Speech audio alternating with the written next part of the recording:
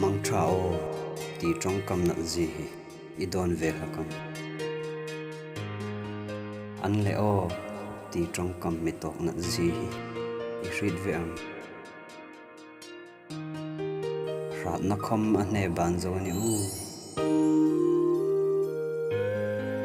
thei na khom chaw nan an chang tir the ni ring na khom thi na chen a thui lu ngam isam no ke khom ka bawin in the chu ka ril hoi tam ta lungrelin amak san thei si no che phat san che khom angam si no khelel ka lo ril che ni ti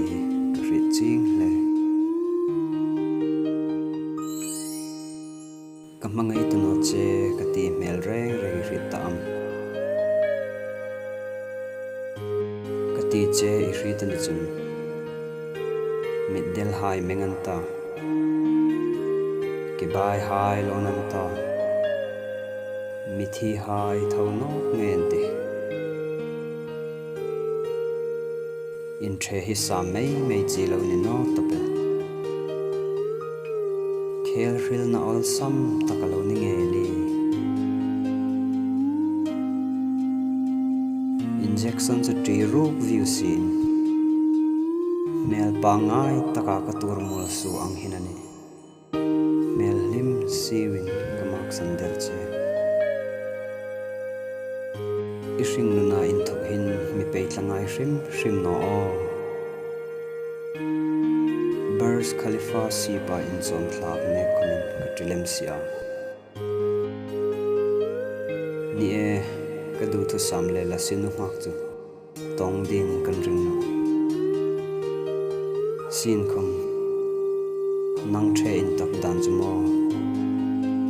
kum hlui e in thla bang the no ang tluk hi ani